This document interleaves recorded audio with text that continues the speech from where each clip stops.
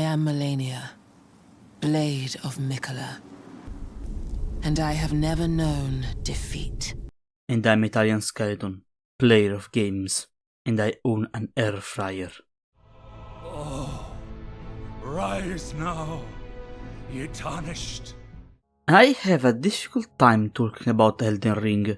Usually in this series I showcase the game and its mechanics to then move on to the topic at hand, since I focus on somewhat niche titles. With Elden Ring I have a problem because, well, who hasn't played From's magnum opus? Hence, mechanics wise, there is little I can add that hasn't been said by others much more in depth. So I guess I'll just throw some personal thoughts before moving on. For a general opinion, beautiful, stupendous, will forever be remembered as one of the greatest games of all time.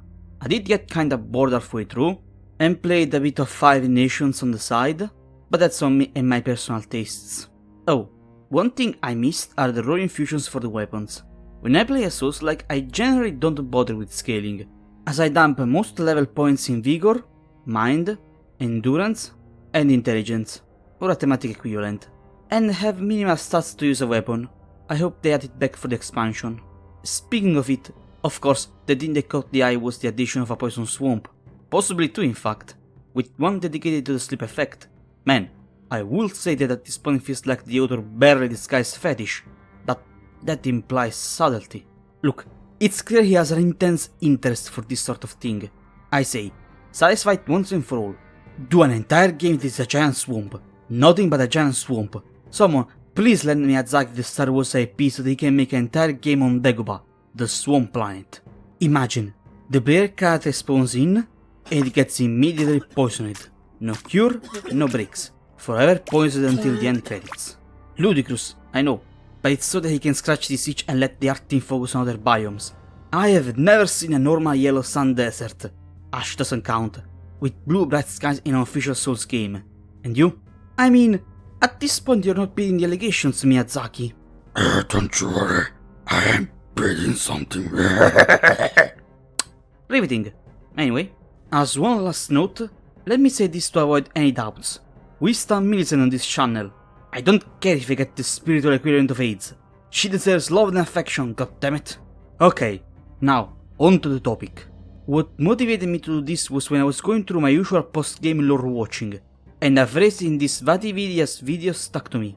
Those who dwell within poison know rot all too well, the death that begets life, that comes to all equally. That is to say, it is the cycle of rebirth put into practice. And as I kept watching, I had this constant sensation of deja vu. All these concepts of rot worshipping, decay, rebirth, life, death, out there eldritch gods fighting for supremacy. Then hit me. That's Nurgle, isn't it? Yeah, it is. Paradise of death, decay, and pestilence. Every pox and affliction to ever enact their sufferings upon mortal beings is present here. But Nurgle is also the god of life and rebirth, and his garden reflects the delight he holds for the cycle of existence. This prompted me to make more comparisons between the game and Warhammer Fantasy, starting from the real-life inspirations of some Elden Ring concepts. Like the lore swords, the ones that describe the war, are inspired by the Zwergifelj, or how the lore takes enormous inspirations from the Norse mythology and a bit from English history. I mean, a war-devouring serpent? That's Jormungandr, a group of royal siblings and half-siblings duking it out because the direct heir got capped? That's the War of the Roses. And I kept reflecting on, even on elements that were present since the beginning of the Souls games, but never gave much attention. One of those elements is the after disaster feeling common in horror games. You know the one. When you are sheepishly advancing in a corridor while you witness the aftermath of carnage, letting your mind wander, as the terrifying image of what happened there slowly takes shape. It all culminated as I started to take notice of the things one setting did and the other didn't. For starters, how would I define each lore with one word? I'll pick Historical and Mythical, respectively for Warhammer and Elden Ring. Warhammer feels historical because it handles its lore as if it were history. When there are accounts of campaigns enacted by a warlord, there are battle maps defining what path they took. When there are records of defining world events, There exist dates that clarify the timeline. There are even different calendars depending on which cultural point of view we are impersonating. Elden Ring is mythical since it sits on the opposite side of the spectrum. Case in point, there is no Year Zero. You could make the argument that it belongs to when the Shattering War broke out, since that is the most important event for us Tarnished. But you could also make the argument that it belongs to the date when Marika established the Golden Order, since the worshipping of her and the Greater Will is the prevalent religion in the world, both in the lands between and beyond. That's my point. Facts became blurry in the mists of time, to the point it's hard to reconstruct the truth, and to distinguish what are just legends or real events that happened. This is enhanced by a subtle form of storytelling through item description and scraps of dialogue that this game has mastered. There is a great appeal for this kind of storytelling. It resonates strongly with the imagination of the user, a sentiment I, unfortunately, don't share. I'll be honest, this is not my favorite kind of storytelling. It wasn't 10 years ago, it isn't now. I am simply not a subtle person. I like theatrics, spectacles.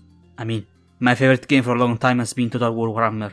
That is a game where you can send bear cavalry to go against T-Rexes, and man-sized rats have access to the fantasy equivalent of short-range tactical nukes.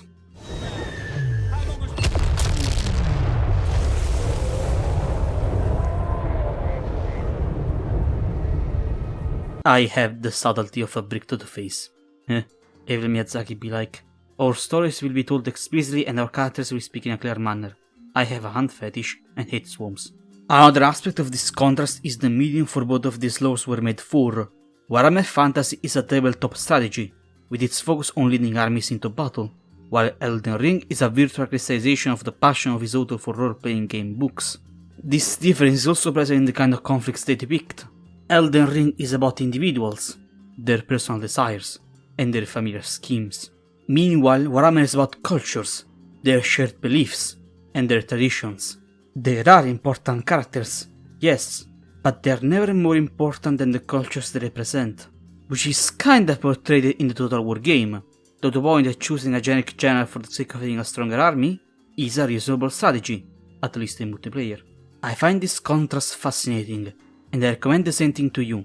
Confront what you like with something else, ideally something that is its direct opposite. It can make you discover new things, scrutinize the way authors handle certain subjects and themes, doubling your enjoyment for an opera, or making you see angles you never noticed. In short, it will give you new eyes to read media with. Not that Souls fans need a lecture on the value of more eyes.